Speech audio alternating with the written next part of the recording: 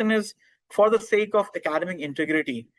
If a person has to maintain academic integrity, these are the takeaways for those people who wish to maintain integrity in academia. Otherwise, they are free to do the ghost authorship and whatever they wish to do, and they will end up in embarrassment for themselves, getting blacklisted by journals and databases, and they won't be able to publish with coveted journals. Avoid honorary authorship. If somebody is giving you some honorary rank or position, do not engage in that practice and start ghostwriting for it without contribution. If you're contributing, ask for your credit. Acknowledge minor contributors in footnotes or acknowledgement. So wherever the footnotes, like I mentioned, the footnotes are necessary. If some minor contributions are to be mentioned, just mention them, because that makes you a credible author. So make acknowledgement wherever they're necessary. Present research without bias. Research should be free of bias. Declare the conflict of interest. If you are using somebody else's work, you're citing somebody else's work, and you are dedicated to reflect on the same topic, you must draw lines where the conflicts are. Respect confidentiality during the peer review. Reviewers must provide fair and constructive timely feedback. So these are some guidelines we must adhere to, and which we must keep in mind while writing a piece, while making use of AIs and tools like Grammarly and ChatGPT. Generative AI tools assist in language processing and content generation. So this could be, like I said in the beginning, this could be a suggestive tool, but not an author in it itself. Like, it could not replace us, because it doesn't have hypothalamus. It cannot make use of emotions in the writings. So generative AI tools just assist in language processing and content generation. Popular tools such as ChatGPT, Grammarly, Quillbot, WriteSonic, these are very popular tools. You can use them. You are free to use them to generate ideas. On those ideas, you can build up your arguments, but not copy those ideas. AI can help with drafting, grammar correction, summarizing. So where these are the lines, these are the boundaries until up till where we can use AI. So AI can be useful for drafting, grammar correction, summarizing and translating, and raising ethical concern where when used or without attribution or excessively. So use AI as an assistant, not as the main author, like I said. Disclose the use of AI tools in your methodology. So if you're making use of, this is very important point here. So one must pay attention to this, how we can make the use of generative AI, we can bring that usage of generative AI under the purview of ethics. So ethical use kaise ho sakta hai? What we can do with ethical use? So we can disclose the AI tools we have used, even if we have used Grammarly, if we have used ChatGPT. So it must be mentioned in the methodology of the research paper or dissertation that we have used this tool to generate some suggestions, generate some ideas. So that could suffice for it. If you're using AI or GPT or whatever tools you have used, you must mention and disclose that in the methodology section of your research paper. Verify facts and resources. Whenever you have fetched results from AI, you have to cross-check it and verify that which sources the AI has taken into account. Like these days, the Twitter has also introduced an AI tool of theirs, that is Grok. Grok is on Upsurge currently. It is the most used AI tool. So it mentions, it is a very ethical AI tool. It mentions that it made use of 15 web pages, 3 PDF files on 4 websites. It makes mentions of that. So that is an ethical kind of presentation. Verify facts and sources. AI may generate incorrect or biased content. So that is a possibility. So you have to cross-check and verify. Do not. That is a dangerous thing to do.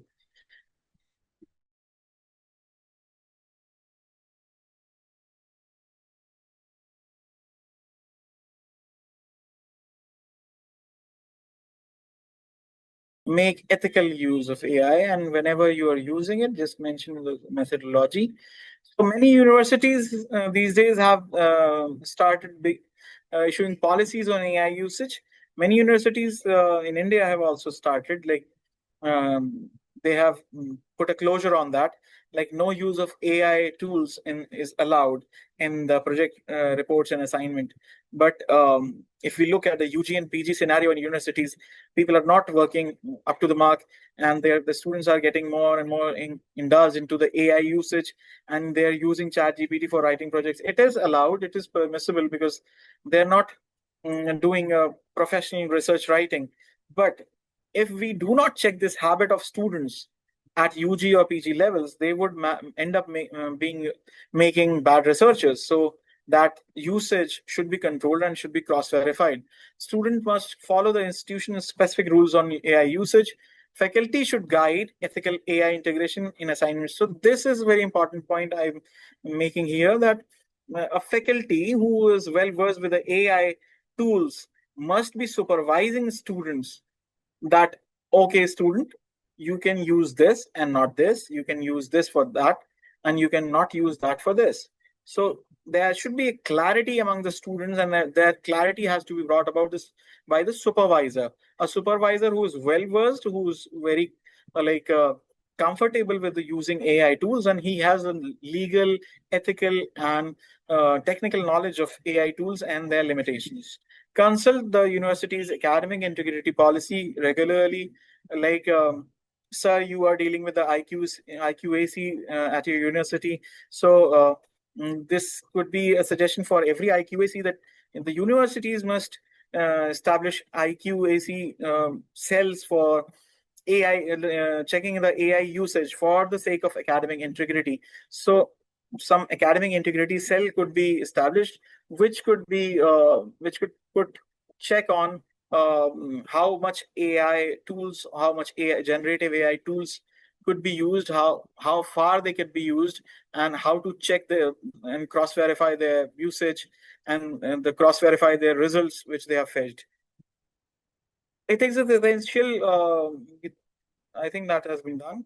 So back to this final tips and takeaway.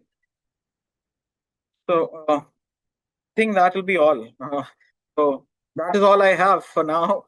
Sorry for missing the video. I had a video to be showcased here, but I couldn't relocate because I have been traveling for 3 days continuously, starting from Tata to Lucknow. So many apologies for missing the video. So that's all from my side. Thank you so much, sir. Thank you so much for having me here. That's all from my side. Thank you. So, thank you, Dr. Faisal. So now our participants, if any participant has any question, please ask. Dr. Faisal is right now available for you. So please ask your question. If you have any query, you can post in also a chat box. Well, I have a question. Yes, sir. I'm working in the class industry. 2 or 3 months ago, I was working as a, what do you say, drill bit plagiarism checker. There is a software provided by UGC to all universities that is called drill bit extreme for checking the plagiarism. And while checking the plagiarism, I found that it is not quoting the research papers outside India. This is quoting only the research papers from Shodh. So how is that trustable? How we can trust that software? Is it So which some kind software of you using? I'm sorry, I missed your software. Which software you using, Drillbit sir? Extreme software provided by UGC implemented to all universities? So, sir, like I said, the institutions can have a database of which tools they are permitting. So, if it is provided by UGC, I think there's no harm in using that. But you have to consider the guidelines of similarity index. Like I mentioned, the 30% for the dissertations if you are writing a No, doctoral no, or sir. postdoctoral dissertation. What I'm saying is that the software itself is not picking up the plagiarism content. Indian Physical Society, American Chemical Okay. Society, they're not. Okay. So, what is So, the issue that you're facing there then? how can we trust with that software? That is very issue. If it is provided Sir, by UGC mhm. and it is not picking up the plagiarism content, can we trust it or trust? Sir, even if it is provided by the UGC and it is not picking up the plagiarized content, you cannot blindly trust it because once you have published your paper, it is open in the public and it is ready for public access. Somebody in Australia, somebody in Greenland, somebody in Denmark, France can access your paper, and like if that writing of yours coincide with his writing, like God forbid, with his writing or his intellectual work, you might be infringing his intellectual property. So we cannot blindly trust any of the software, even if it is provided by UGC. We can make use of anti-plagiarism software like Turnitin and Urkund. We can still use that, and there are more softwares in the IITs and ISERs and IIMs. We can assist and we can get assistance from there as well. So we have to have a anti-plagiarism report, even if the software is provided by UGC, because there are loopholes, and we have recently came across with the UGC ABCD list. So anybody can make errors and anybody can make mistakes. So